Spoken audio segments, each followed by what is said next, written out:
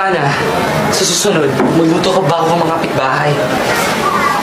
Akala ko magdadala ka ng pagkain kaya hindi na ako nagluto. Yan ba na naman? Ako pa rin.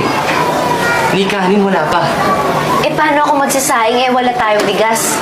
Ubus na ang pera natin. Saan yung binigay ko sa'yo? Ubus na. Kala mo naman, ang laki ng binigay mo sa akin. Sana sinabi mo sa akin.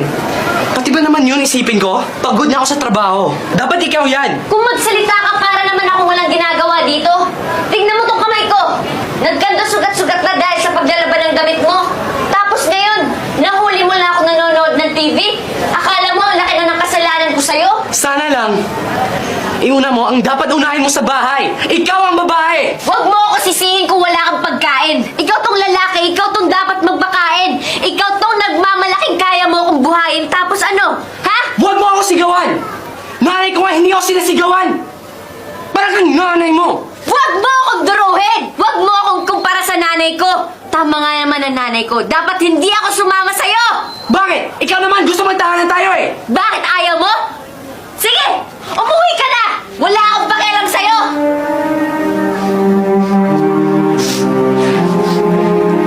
Hindi mo ba ako natatandaan? Paano ka matatandaan? Nakatalikod ka.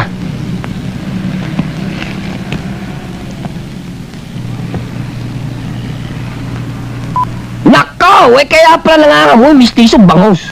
Di ba ikaw yung anak ng pulis na negosyante? Nako!